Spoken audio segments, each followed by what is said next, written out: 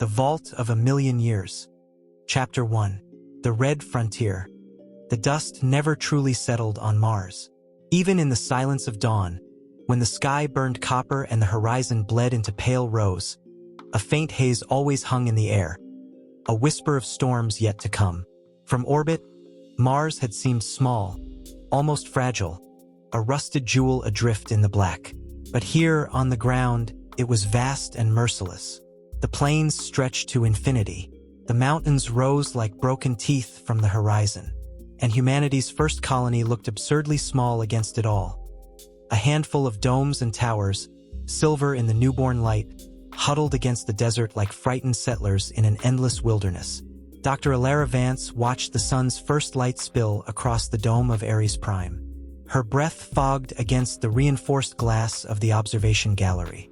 The colony smelled of sterilized air, recycled water, and faint machine oil, the scent of survival. "We're here," she whispered. Behind her, Commander Malik Ortega gave a tired chuckle. "Yeah, Doc." Against all odds, his uniform was streaked with dust. His eyes were ringed by sleepless nights, but the grin tugging at his mouth was genuine. "Enjoy the sunrise. Then we've got another 12-hour shift.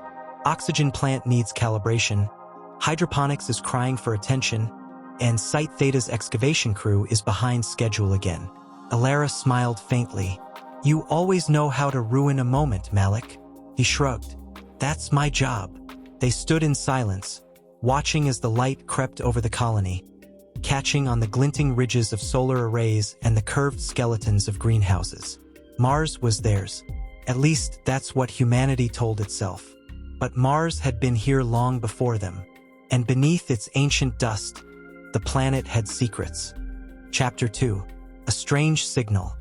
The first anomaly was dismissed as background noise. On the fourth week of excavation near Site Theta, a seismic drill hit something unexpected. A layer of stone that wasn't stone at all. The drill head screamed, sensors shorted, and the machine tore itself apart. When the crew dug by hand, they found a surface too smooth, too geometric to be natural. At first they thought it was basalt, carved by ancient lava flows. But the scans revealed something stranger. A structure buried more than 30 meters deep, stretching beyond the range of their instruments. "Man-made?" someone whispered. "No," another muttered. "There were never men here." The word that spread through the colony was older, heavier. Artifact. It didn't take long for Ares Prime to buzz with rumor. A vault beneath the Martian dust, older than the pyramids, older than humanity itself. Some laughed it off as an error. Some whispered it was alien. Some simply prayed. And then came the signal. Alara was the first to detect it. Faint, intermittent bursts of radiation emanating from beneath the excavation site. Too structured to be random. Too deliberate to be natural. "Someone built this," she told Ortega in the command hub. Her voice trembled, though she fought to hide it. "And they wanted it to be found." The commander stared at the readings, jaw tight. "How old are we talking?" She hesitated. The analysis wasn't complete. But the mineral deposits above the structure, the layering of dust and stone, it all pointed to one conclusion. At least 1,000,000 years. The room fell silent. Outside, the Martian wind howled like a thing alive. Chapter 3. Beneath the Dust. The excavation site looked like an open wound in the Martian desert. A jagged trench had been carved into the red soil, braced by scaffold rigs and pressurized tents that shimmered under the thin daylight. Machinery buzzed, drills whined, and the airlock gates hissed as suited workers came and went. At the bottom of the trench, 30 meters below the surface, the stone wall gleamed. Alara descended carefully, her boots crunching against gravel, her helmet HUD mapping each step. Even through the transparent visor, she could see it. A surface far too perfect to be natural. Smooth as glass, dark as obsidian, with faint striations running across it in deliberate patterns. She placed her gloved palm against it. The material was cold, colder than the surrounding rock, as if it were radiating away the heat of her suit. "Feels wrong," muttered J. Kim, one of the younger engineers, his voice crackling over comms. He reached out tentatively, then pulled his hand back. "It's like it doesn't want us here. Don't get superstitious," Ortega barked from above, standing at the rim of the trench. His voice carried that command tone that always shut conversations short. "It's just a wall. We've got clearance to cut deeper. Keep the drills steady." Alara shook her head. "The drills won't work. This isn't stone. It's something else." She traced the striations with her fingers. They weren't cracks. They were lines, geometric, interlocking, almost like circuitry. When she angled her helmet lamp just right, the lines glowed faintly, catching light that wasn't there. It was the first time she admitted to herself that they weren't digging into geology. They were digging into architecture. That night, the colony couldn't sleep. Rumors raced through the halls faster than the comfeeds could censor. An underground city, a buried starship, alien treasure, alien weapons, alien ghosts. In the mess hall, people huddled together in tense knots, arguing in whispers. "What if it's dangerous?" someone asked. "What if it saves us?" another countered. Mars had stripped humanity down to its most primitive state. Survival balanced on the edge of scarcity. Water, oxygen, food, every breath was earned. A discovery like this could change everything, or end everything. Alara lay in her bunk, staring at the faint curve of the dome ceiling. She couldn't sleep either. Every time she closed her eyes, she saw the lines glowing faintly under her touch. Her ancestors had dug up fossils, bones of creatures long dead, proof of a history beyond humanity's own. But this was no fossil. This was a message waiting, and tomorrow they would try to open it. The following morning, Ortega called an emergency briefing. The command hub was cramped, every chair filled with scientists, engineers, medics, and administrators. The vault wall projected on the central screen loomed over them like a black monolith. "Here's the situation," Ortega began. "We've got a structure that doesn't belong here. Too deep, too complex, too deliberate. We can't break through with drills. We can't cut it. But it's emitting signals. Dr. Vance." Alara rose, adjusting her tablet. She projected the waveform data. The room filled with pulses of sound. Not random, but rhythmic, almost musical. "It's a repeating pattern," she explained.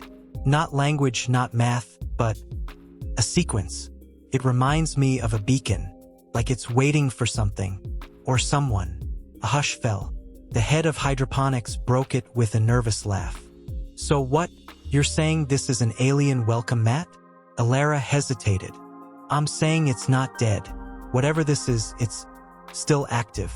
After 1,000,000 years." Murmurs rippled through the room. 1,000,000 years. Longer than humanity had even walked upright.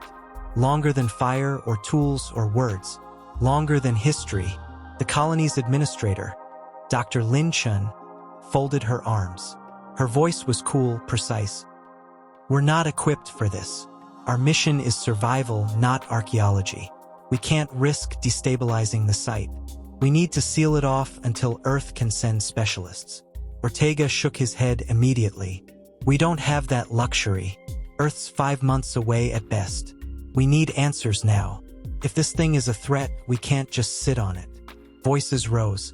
Fear, excitement, anger, hope, all colliding. Some saw salvation, others doom. And in the middle of it all, Alara felt the weight of the vault pressing on her, as though it were listening. She leaned toward Ortega and whispered what she hadn't dared say aloud. "I think it wants us to open it." Chapter 4. The Vault Awakens. The decision was made on the 5th night. No one slept. Outside the domes, the sky was a sheet of black glass spattered with cold stars. The excavation site pulsed faintly, a rhythm so subtle you could almost believe it was your heartbeat, until you realized it wasn't. Alara and her team suited up in silence. Ortega oversaw the operation personally, his jaw clenched, his eyes shadowed. "Last chance to back out," he told her on the comm line. She met his gaze through the visors. "We've already passed the point of no return."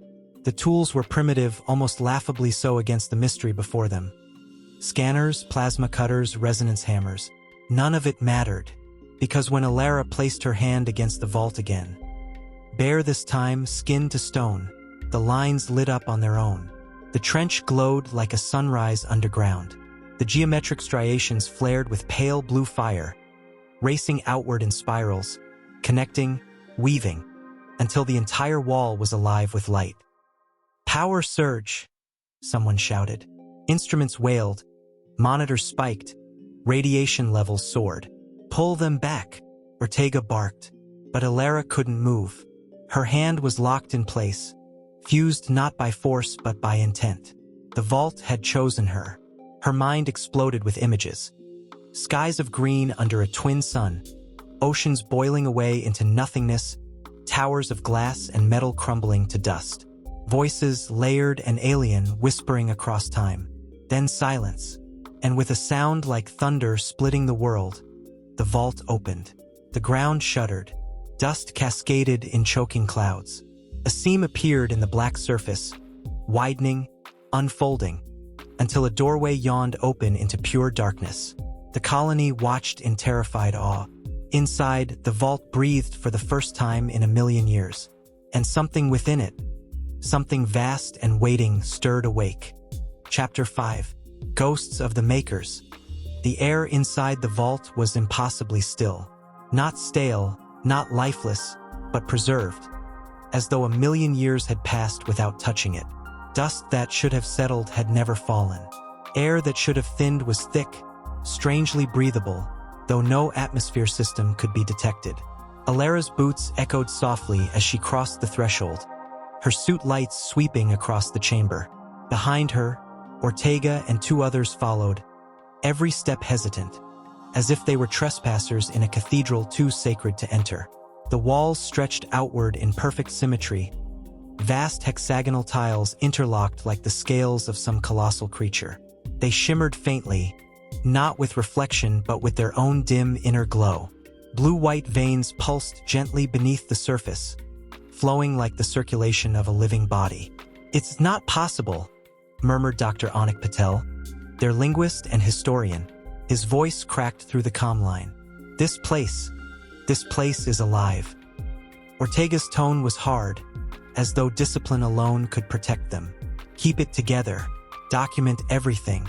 No one touches anything unless Dr. Vance gives the go-ahead." Alara wasn't listening. She stood transfixed in the chamber's center, where the floor sloped into a basin carved with concentric rings. At the heart of it lay a monolith no taller than a person, smooth and black, covered in the same striated lines she had touched outside. Only these lines were moving. They crawled and shifted like liquid metal, rearranging themselves, forming patterns that dissolved as quickly as they appeared. Symbols, geometries, some fleetingly familiar, a triangle, a spiral, a lattice like DNA, then gone again, like thoughts flitting on the edge of memory. "It's language," she whispered, "or something deeper." Patel hurried forward, his eyes alight despite the tremor in his hands. "Not language in the sense we know, more like math, like music, the universal grammar, trying to..." His words trailed into silence. The monolith pulsed. A single beat, low and resonant, rippled through the chamber. Everyone flinched. The sound wasn't heard so much as felt, in bones, in teeth, in the fragile marrow of being. Alara staggered, clutching her helmet. And then, a vision. Not a dream, not a hallucination, but something inserted into her mind. She was standing on another Mars, a Mars alive.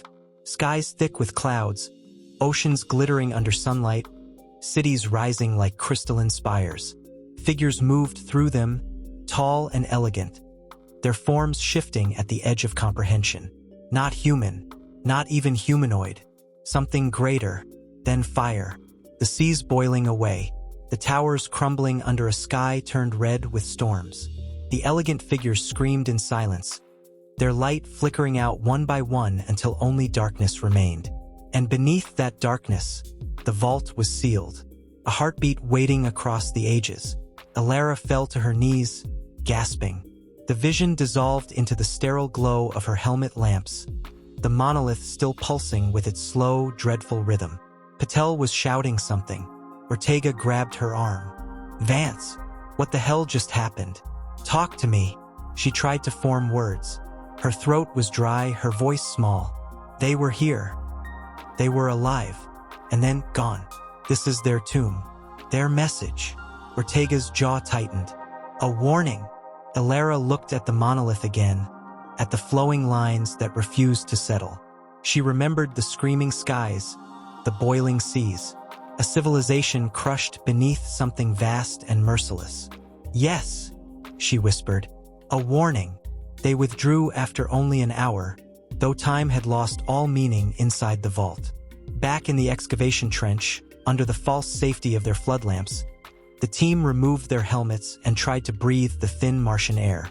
Patel was already poring over his recordings, muttering fragments of theory, pattern repetition, fractal embedding.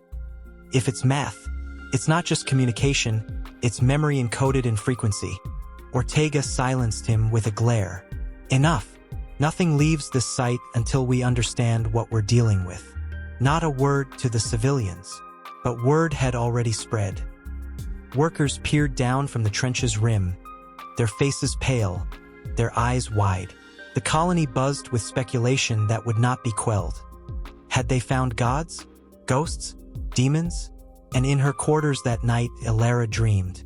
She dreamed of the figures again, their forms wreathed in light, their eyes fixed on her with a sorrow that transcended species. She dreamed of their final moments, their hands. If they were hands, pressing against walls of black stone, sealing themselves in with desperate hope that someone, someday, would find them. When she woke, her pillow was damp with tears she didn't remember shedding. And in the silence of her room, she felt it. A presence. Not malicious, not benevolent. Just waiting. The vault was awake, and it was not finished. Chapter 6. The Language of Stone and Light. The colony had no word for what they had awakened. Artifact was too small. Machine was too mechanical. Temple carried too much human weight.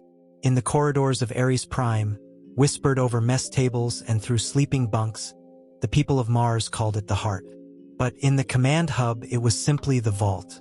Dr. Alara Vance had spent 3 sleepless souls staring at the recordings from the monolith. She looped the footage endlessly, the symbols crawling across its surface, their movements too fast for the naked eye, too complex for casual analysis. At first, she had tried running them through linguistic models. Nothing. Then she tried mathematical encodings. Still nothing. It was Patel who noticed it first. "Look," he murmured, dragging the projection into a wider arc so the entire team could see. The wall of shifting symbols expanded around them, glowing in their HUDs. "You're assuming they're writing to us. They're not. They're writing for themselves. It's recursive." Alara frowned. "Explain." Patel tapped through frames. "Every sequence is a mirror of another, but slightly distorted. Fractals. They're layering meaning in repetition like a fugue in music. Self-reference. Not linear language, but structural." Commander Ortega folded his arms, unimpressed. "So what does that mean in plain English?" Patel's eyes gleamed with feverish energy. "It means we're not trying to learn their alphabet. We're trying to learn how they thought." The first attempt at communication was a disaster. Patel and Alara set up a resonance transmitter near the monolith, a simple emitter that pulsed tones at varying frequencies. The idea was straightforward: mirror back the vault's own pulses, attempt to create a rhythm, a shared pattern. When they activated it, the monolith responded instantly. The entire chamber lit in cascading waves of blue and silver. The lines on the walls flared so bright that helmets polarized automatically, and the air vibrated with a resonance that clawed at their skulls. Then came the images. Not soft, fragmentary visions like before, but a deluge, a torrent of raw memory. Alara was ripped into another time. She saw a tower rise from the ocean, its spires alive with light. She felt the brush of a million minds connected in harmony, their thoughts woven into a single fabric of being. She heard a voice, not one, not many, but something vast and collective. And then, She felt them notice her. The connection snapped like a wire under too much strain. Alara collapsed, convulsing. Patel screamed in pain beside her. Their comms filled with static as their vitals spiked. Ortega dragged them back physically, shouting for medics. When they finally stabilized, hours later in the infirmary, Alara stared blankly at the ceiling, her voice a hollow rasp. "They saw us." Patel turned his head weakly on the pillow next to hers. They thought we were them. For a moment, 1,000,000 years gone, and still they reached. Ortega loomed nearby, his expression a mixture of fury and fear. "You nearly fried your brains. No more experiments without my clearance." "Understood." Alara ignored him. Her hands were trembling, not with fear, but with exhilaration. Because in that flood of memory, she had glimpsed something more. Not just their lives, not just their deaths, but a blueprint, path. For the next week, the vault remained dormant. The monolith pulsed with its slow heartbeat, but gave no further visions, no further flood of symbols. It was as if it were waiting. The colony, however, was changing. People began leaving offerings at the trench, trinkets, photographs, folded slips of paper scrawled with prayers. Some whispered thanks. Others begged forgiveness. A few swore they could hear it whispering back. Administrator Lin Chen tried to suppress the rituals. "We are not a cult," she snapped in the council chambers. "We are a scientific colony. If people start worshipping this thing, we lose control." Ortega's reply was ice. "Control is already gone. Half the colony believes it's God. The other half believes it's death. We can't police belief. We can only keep the vault from killing us." Alara sat silently through the argument, because deep down she knew both were right. The vault wasn't God. It wasn't death. It was a mirror. And mirrors only showed you what you brought to them. The breakthrough came on the 14th soul. Alara had been staring at the symbols again, eyes dry, mind frayed, when she realized something. The vault wasn't randomizing its patterns. It was responding. Subtly, faintly, but undeniably, altering its flow depending on who stood before it, what they did, even how they felt. She tested the theory by entering alone. She approached the monolith, heart hammering, and whispered, "Do you understand me?" The lines shifted. A spiral appeared, then fractured into two spirals twining together. A mirror reflecting itself. Her throat tightened. "Are you alive?" The lines flared into a lattice, like a heartbeat graph, rising and falling. Tears welled in her eyes, not from fear, but from awe. They weren't dealing with a dead artifact. They were speaking to a memory that remembered it was alive. That night, Alara gathered Ortega, Patel, and Chun. She showed them the recordings. The symbols responding to her words, the lattice pulsing like a heartbeat. Patel was nearly shaking with excitement. It's adaptive. Not just a machine, not just a recording. Conscious archive. This is them, not bodies, not minds, but the essence of their civilization preserved. This is the first contact. Chen's lips were pressed into a thin line. Or it's a weapon, a trap, a 1,000,000-year-old ghost that wants to crawl into our heads and wear us like puppets. Ortega said nothing for a long while. Then, either way, it's not just ours anymore. Earth will demand a report. But Alara shook her head, her voice fierce. Earth isn't here. We are. And it's not waiting for Earth. It's waiting for us. The chamber fell into silence. For the first time, none of them could deny the truth. The vault was speaking, and humanity had to decide how to answer. Chapter 7. The Warning. The vault did not open itself all at once. It yielded in layers, like a cautious teacher, feeding the students only what they could bear. For weeks, Alara and Patel returned to the monolith, testing questions in whispers, pulsing tones through the resonance transmitters, watching the patterns shift in reply. It was never words, never direct. Instead, it was images, structures, metaphors woven in light. First, they were benign, simple exchanges. Spirals for yes, broken lines for no, mirrored patterns for uncertain. They built a rudimentary lexicon, a fragile bridge between species separated by 1,000,000 years. But bridges do not stand forever. The first fracture came on the 22nd sol. Patel had been impatient, pushing the vault harder, trying to force meaning where it refused. "Tell us who you were," he demanded, his voice sharp, brittle with exhaustion. "Tell us what happened to you." The monolith flared.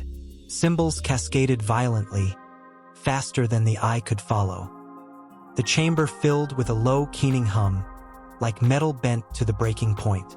And then the flood. Alara felt herself torn from the present, hurled into visions so raw they burned. A sky boiling with storms. Cities shattered under waves of fire. Towers cracking and collapsing into seas that hissed with steam. She saw the makers, the beings who had built this place, not in glory this time, but in terror.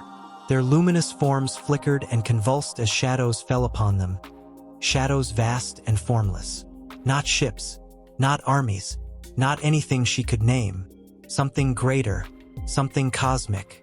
It came like a tide, invisible and merciless, stripping thought from matter, unraveling consciousness itself.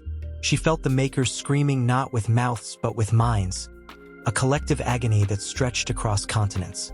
One by one, their lights went dark, and those who remained gathered in desperation.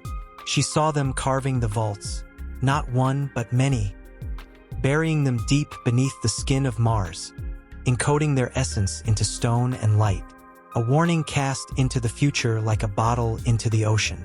"We were here. We lived. We died. Beware what comes."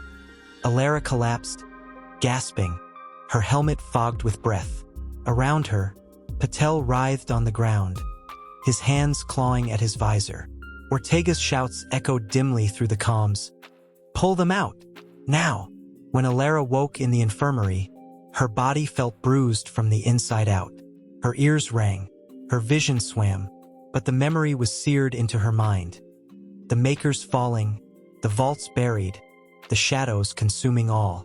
Patel stirred weakly in the bed beside hers. His lips trembled. They weren't destroyed by war. It wasn't famine. It wasn't their own hubris. His eyes found hers wide and hollow. Something came for them. The colony could no longer ignore the vault. At first, Ortega tried to restrict the findings. He locked down the excavation site, ordered armed patrols, and threatened punishment for unauthorized entry. But knowledge is air. Once it seeps out, no walls can contain it. Workers whispered of visions in their sleep, even those who had never entered the trench. Strange dreams of burning skies, of voices calling across time. Some claimed to hear the vault humming beneath the ground, like a buried heart. Fear spread. Hydroponics workers refused to harvest near the excavation zone. Miners muttered about omens. A few colonists demanded the vault be destroyed. Administrator Chen called an emergency council. The meeting was tense, voices raised, fists slammed on tables. "This isn't just science anymore," Chen snapped. "This is destabilizing everything we've built here. Our food production is slipping. Morale is collapsing.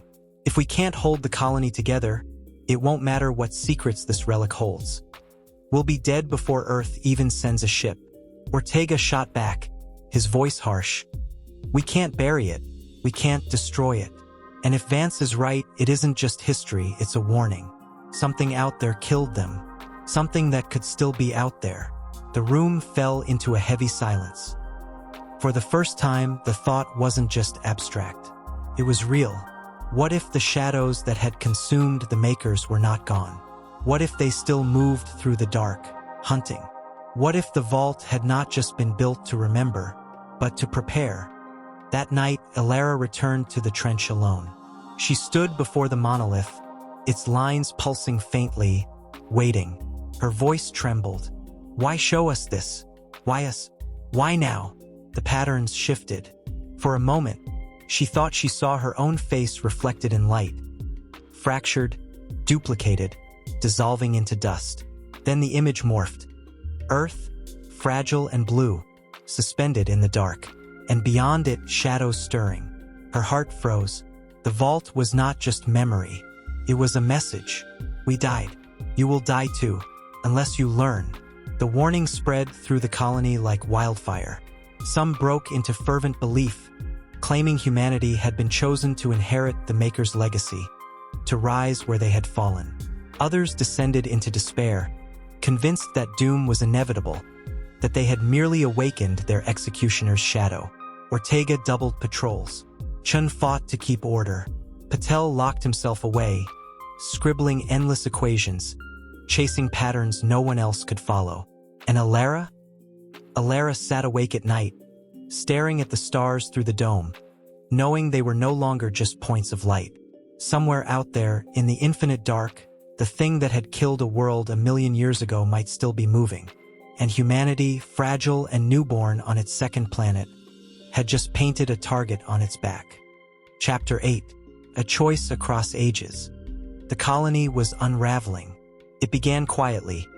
Mistwork shifts, half-filled oxygen canisters, greenhouses left untended for a few hours too long. The cracks widened day by day until Administrator Chun could no longer ignore them. Hydroponics yields dipped below minimum survival thresholds. Miners muttered about cursed ground. Engineers worked slower, their eyes haunted by dreams they refused to describe. Everyone had seen something. The vault had bled into their sleep. Even those who had never entered the trench woke screaming from visions of oceans boiling, towers collapsing, skies burning. For some, it was terror. For others, revelation. And for all of them, it was destabilizing. The council chamber was a storm of voices. "We can't go on like this." Chun snapped. Her normally precise composure cracked with exhaustion. "If productivity slips another 5%, oxygen rations drop. That means panic. That means riots. I won't preside over a failed colony because some scientists decided to commune with ghosts." Patel slammed his fist against the table, eyes bloodshot, his tablet littered with equations and fractal diagrams. "They're not ghosts. They're teachers. Can't you see? The vault contains the collective mind of an entire civilization. 1,000,000 years of knowledge. If we can learn to read it, we could transform everything: energy, medicine, even consciousness itself." Chun shot him a glare sharp enough to cut steel. "Or unleash something that destroyed them in the first place." "That's fear talking." Patel's voice trembled, a mix of passion and desperation. "Fear will kill us faster than shadows in the dark." Ortega leaned forward, his voice iron. "This isn't about fear. It's about survival. The vault showed us what wiped them out. That's not a fairy tale, that's intelligence. We need to treat it like a classified threat report. If something's still out there, Earth has to know. They have the fleets, the tech, the infrastructure to prepare. Not us." "Alara?" Chin asked, her tone brittle. "You've been quiet." All eyes turned to her. She sat with her hands folded, staring down at the surface of the table as though it might open and swallow her whole. Her nights had been sleepless, haunted not just by visions of destruction but by moments of staggering beauty, the Makers weaving light between them, cities alive with music and harmony, minds linked in ways humanity had never dreamed. When she finally raised her gaze, her voice was low, steady. "They wanted to be remembered. That much is certain. But they didn't just build a monument. They built an inheritance. The vault isn't passive. It responds. It learns.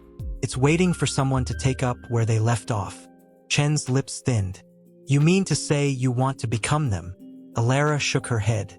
"No, but maybe we need to learn from them if we want to avoid their fate." The vote was called.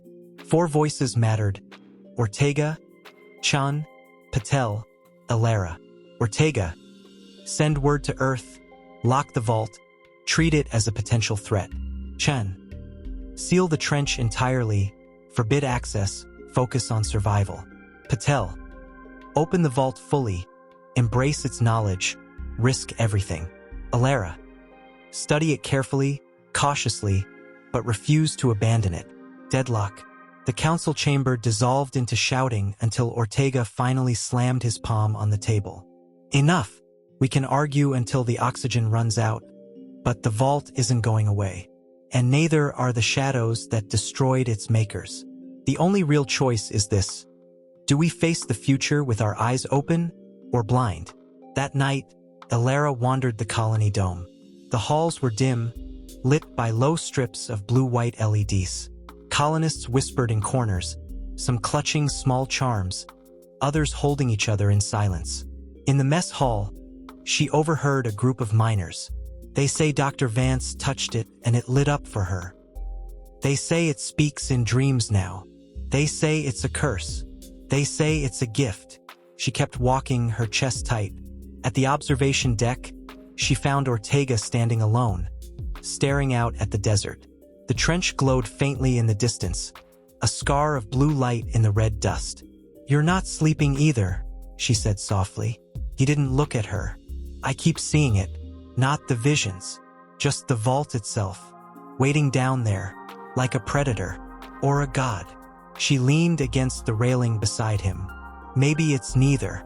Maybe it's just what's left of people who didn't want to be forgotten. He finally turned, his eyes hard. "If it comes down to choosing between keeping this colony alive or chasing after ghosts, I'll choose survival, even if that means burying it forever."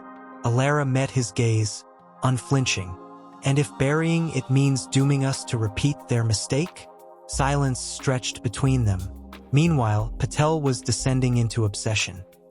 His quarters were littered with sheets of scribbled symbols, circles drawn within circles, fractals repeating until the ink tore through paper. His eyes were wild, his hands trembling as he muttered into his recorder. "It's all connected. The vault isn't just memory, it's architecture. Instructional. They wanted us to reconstruct, to rebuild. Not just to know, but to become. If we can map the patterns, if we can synchronize with it, maybe..." His voice dropped to a whisper. "Maybe we can finish what they started." He barely noticed the blood on his fingers from writing too long with a stylus. He barely noticed that sometimes the symbols moved on their own. And Administrator Chun? She sat in her private quarters, lights dimmed, watching old video feeds of Earth. Green forests, blue oceans, cities glowing like constellations. Home. Her face was pale, her hands clasped so tightly the knuckles whitened. In her solitude, she whispered what she had not dared admit aloud. What if survival isn't possible? The vault pulsed on, heartbeat steady, patient. It did not rush them. It had waited 1,000,000 years. It could wait longer. But in the dreams of the colonists, its tone shifted. The visions grew sharper, harsher. The burning skies came more often than the luminous cities. The shadows loomed closer. And in the deepest hours of night, some swore they could hear words carried on the hum. "Choose, choose, choose." By the time the council reconvened, no one pretended the choice could be delayed. Chen entered pale but composed. Ortega looked grim, armored in discipline. Patel looked feverish, consumed by revelation. And Elara carried a weight in her chest heavier than her own bones. The vault had shown them past and future, life and death, inheritance and annihilation. The choice was theirs, and whichever path they took, there would be no turning back. And Administrator Chun? She sat in her private quarters, lights dimmed, watching old video feeds of Earth. Green forests, blue oceans, cities glowing like constellations. Home. Her face was pale, her hands clasped so tightly the knuckles whitened. In her solitude, she whispered what she had not dared admit aloud. What if survival isn't possible? The vault pulsed on, heartbeat steady, patient. It did not rush them. It had waited 1,000,000 years. It could wait longer. But in the dreams of the colonists, its tone shifted. The visions grew sharper, harsher. The burning skies came more often than the luminous cities. The shadows loomed closer. And in the deepest hours of night, some swore they could hear words carried on the hum. "Choose, choose, choose." By the time the council reconvened, no one pretended the choice could be delayed. Chen entered pale but composed. Ortega looked grim, armored in discipline. Patel looked feverish, consumed by revelation. And Elara carried a weight in her chest heavier than her own bones. The vault had shown them past and future, life and death, inheritance and annihilation. The choice was theirs. And whichever path they took, there would be no turning back. Chapter 9. Heirs to the Stars. The vote was never formally taken. In the end, choice dissolved under inevitability. The vault did not wait for consensus. It pressed, softly but relentlessly, its pulse seeping into the bones of the colony until every person carried it in their dreams. Choose, it whispered, and humanity did, not by council decree, not by official order, but by the gravity of desperation and awe. They returned to the trench. Alara stood at the lip of the excavation, wind tearing faintly at her suit. Below, the vault glowed more brightly than ever, its pulse no longer subtle but radiant, visible even through the Martian night. It throbbed like a heart beneath the planet's skin, ancient and waiting. Patel was already halfway down the scaffolding, muttering equations under his breath, his eyes wide and glassy. Ortega followed reluctantly, every motion taut with contained fury, a soldier forced into a war he could not win. Chun lingered behind, her steps hesitant, but at last she descended too. Not from belief, but because she could not bear to let others decide humanity's fate without her. And behind them, dozens of colonists had gathered. Engineers, miners, hydroponics workers, medics, ordinary people whose fear had transmuted into something else, the terrible certainty that they could not turn away. The vault had become not just a mystery, but a mirror of their survival. Inside the chamber, the monolith awaited. Its symbols swam across its surface faster than ever, flowing in cascades of light that filled the room with a rhythm like a symphony.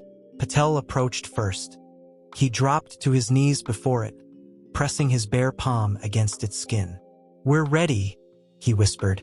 The vault answered. Light exploded outward, not blinding but enveloping. The chamber dissolved. Walls, ceiling, floor gone. The colonists stood suspended in an endless ocean of stars, weightless, breathless, their suits and helmets falling away like shells. And then the voices came. Not sound but thought, not words but meaning. We were here. Images cascaded through them. The makers at the height of their civilization, linked in harmony, their cities alive with light and music. They shared not just knowledge but being, each mind a thread woven into a single fabric. Their science was not built on machines alone, but on connection, thought braided into thought, consciousness amplified by union. We lived. The colonists felt it, not as observers but as participants. For an instant they were inside that unity, minds brushing minds. Ortega gasped and clutched his head as Alara's thoughts collided with his, their memories spilling into one another. Patel laughed aloud, sobbing, as 1,000 voices braided into his own. Chen shuddered, trembling, her rigid walls breaking down as she felt the warmth of strangers' lives. A miner's grief, a child's laughter, Alara's relentless hope. We died. The stars went dark. The Maker's unity shattered. Minds tore apart in silence as the shadows came, vast, formless, hungry. The colonists felt the ripping, the unraveling, the final desperate act of sealing their essence into stone and light. And then silence. Alara staggered, gasping, tears streaming freely. Her voice broke. They left it for us. Not just a message, not just memory, a seed. Patel was shaking, his face wet, his hands trembling with ecstasy. Do you understand? It's not history, it's code. A lattice of consciousness.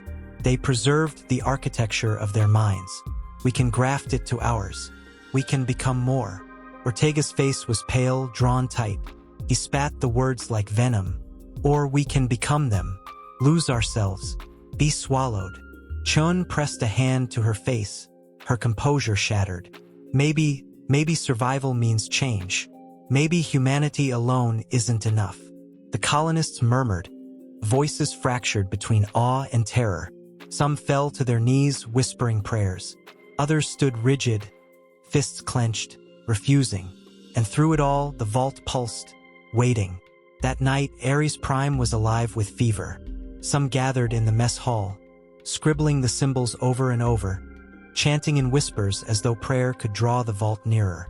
Others barricaded themselves in their bunks, terrified that even dreaming might open them to its call. In the greenhouse, Alara stood among the fragile sprouts of lettuce and beans, breathing the damp air, trying to center herself.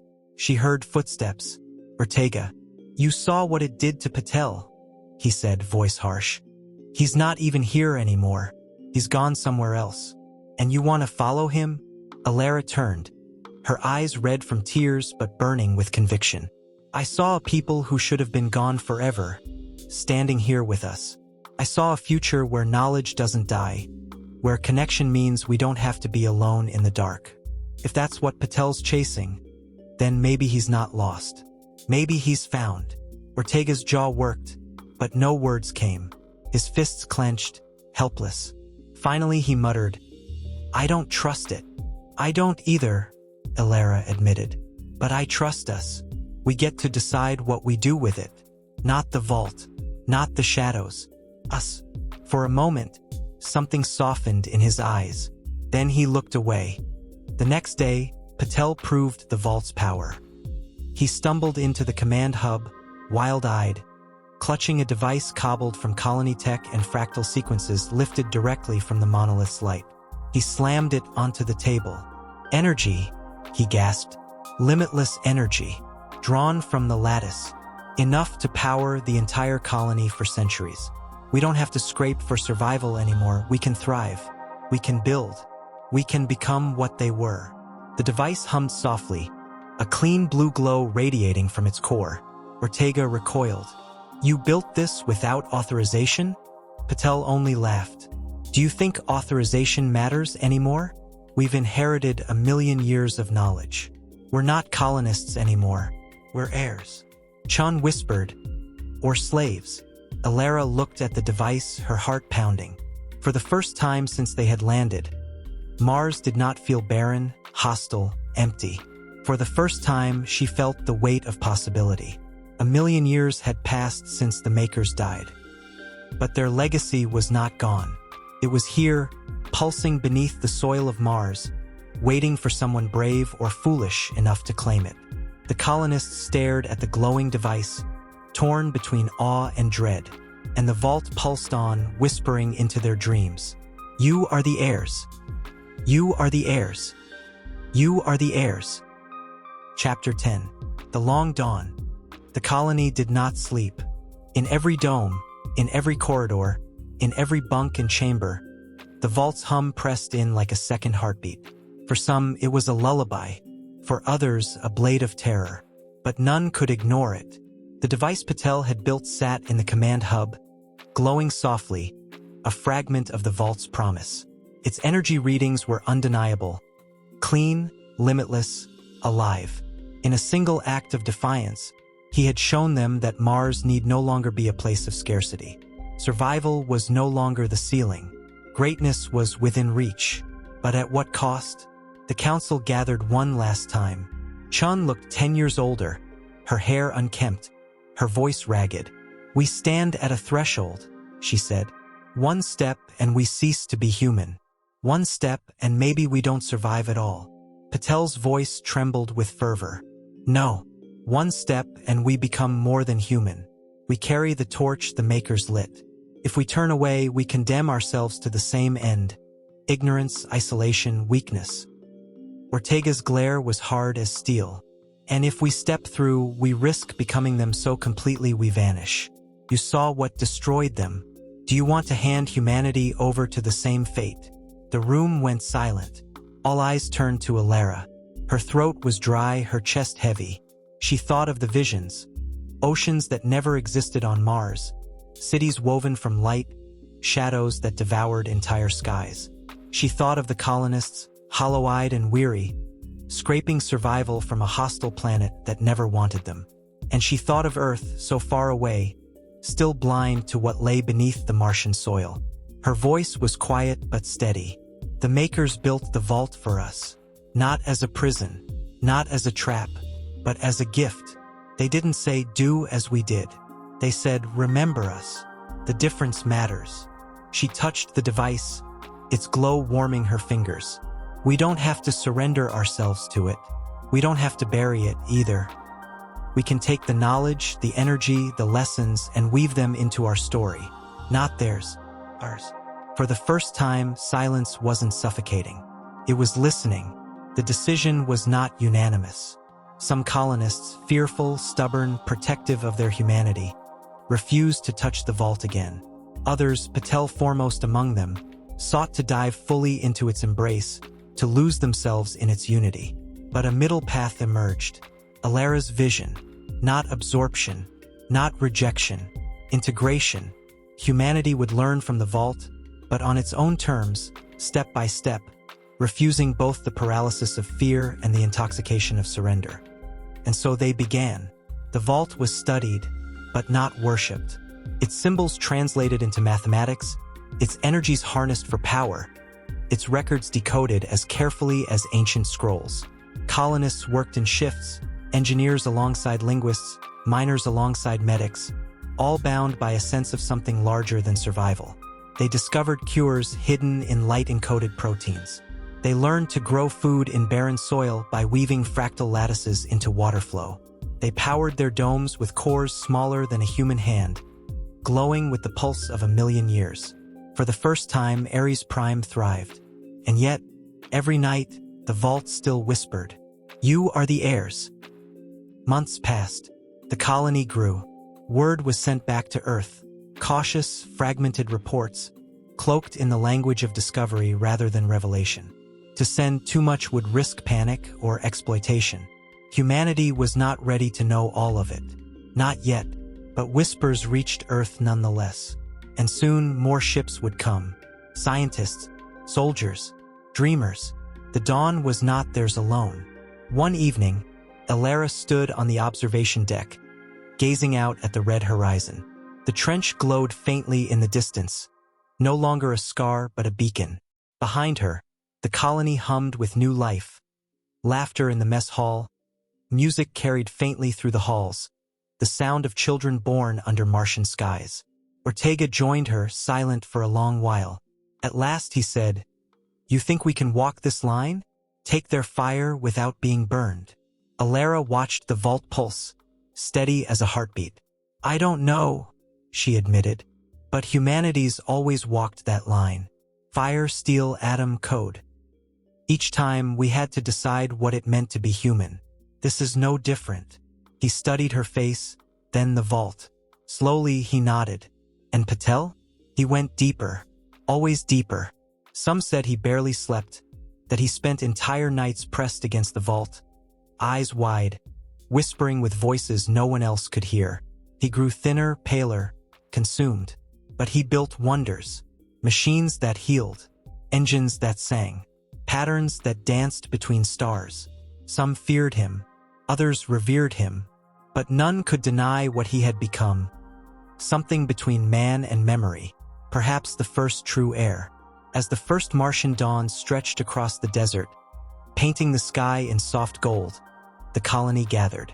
They stood together at the lip of the trench, watching the light spill into the vault below. Alara stepped forward. Her voice carried across the still air. "We are not the first to walk this path. We may not be the last. But today, on this world, we choose to carry the memory of those who came before.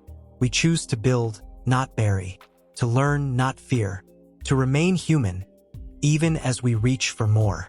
The colonists raised their hands in silent salute, and the vault pulsed once, brighter than the dawn, as if it understood. Far beneath the Martian soil, where no human eye could see, the lattice stirred. Not complete, not broken, waiting. A new civilization was beginning, not in defiance of the old, but upon its shoulders. And for the first time in 1,000,000 years, the vault was not alone. The long dawn had begun.